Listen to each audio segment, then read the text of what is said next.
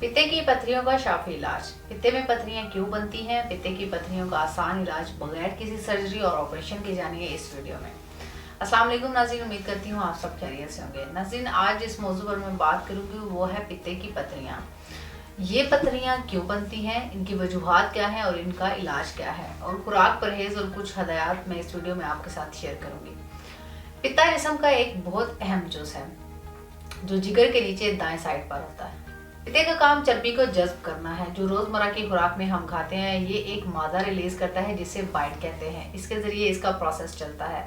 पित्ते की वैसे तो बहुत सी बीमारियां हैं, लेकिन इनमें सबसे कॉमन पित्ते की पथरियां हैं। पित्ते की पथरियां बनने की मुख्तलिफ वजूहात है। इनमें जो मोस्ट कॉमन रीजन है वो है खुराक में एकदम से चर्बी का ज्यादा इस्तेमाल। इसकी वजह से ज्यादा कोलेस्ट्रॉल स्टोन बनते हैं। और दूसरी टाइप के स्टोन होते हैं, उनको पिगमेंट स्टोन कहते हैं, जो आम तौर पर ब्लैक कलर के होते हैं। अमूमी तौर पर पित्ते की पथरियां ज्यादातर खवातीन में पाई जाती हैं। ये मर्दों में भी पाई जाती है, लेकिन औरतों की निस्बत कम। खवातीन में ज्यादातर 25 से 40 या 45 साल की उम्र तक बहुत कॉमनली पाई जाती हैं।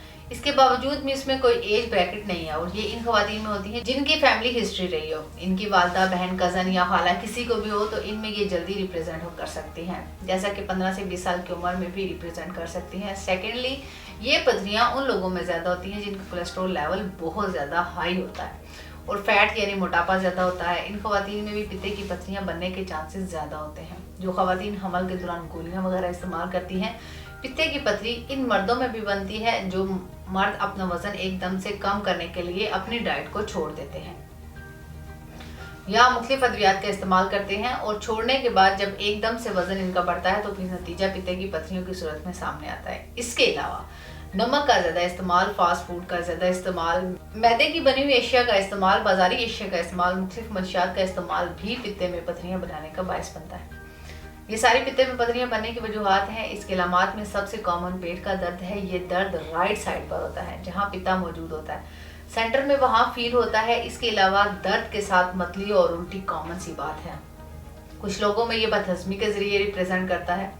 जैसा कि अक्सर मरीजों को मैदे में जलन होती है तो डॉक्टर मरीज को मैदे की तेजाबियत डायग्नोज करते हैं और अक्सर औकात अल्ट्रासाउंड नहीं करते।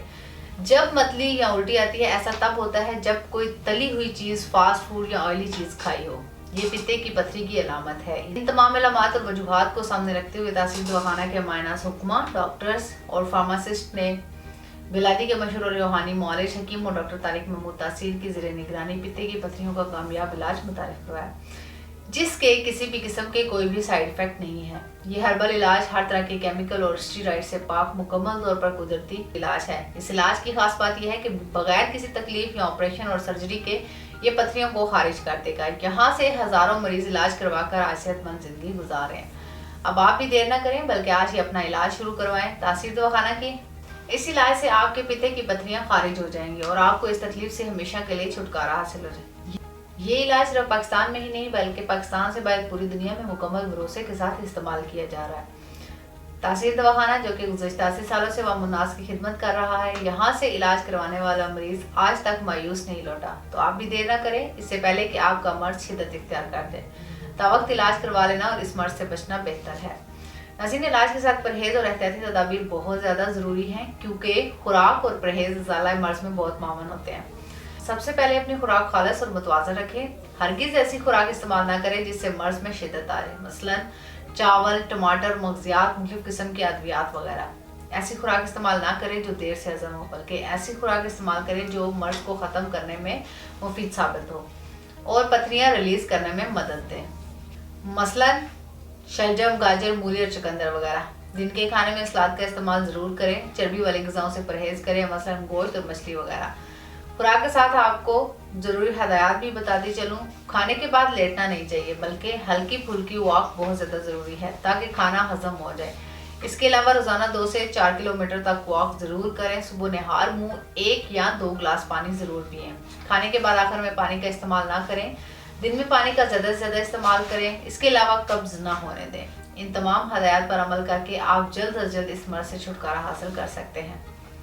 मज़ीद मालूमात और रहनुमाई के लिए स्क्रीन पर दिए गए नंबर्स पर रब्ता करें और हमारा यूट्यूब चैनल तासीर दवाखाना विजिट करें। अगले प्रोग्राम में एक ऐसी नई इन्फॉर्मेटिव वीडियो के साथ दोबारा आपके सामने हाजिर होंगी। तब तक के लिए अपना ख्याल रखिए। मुझे इजाज़त दीजिए। अल्लाह हाफिज़।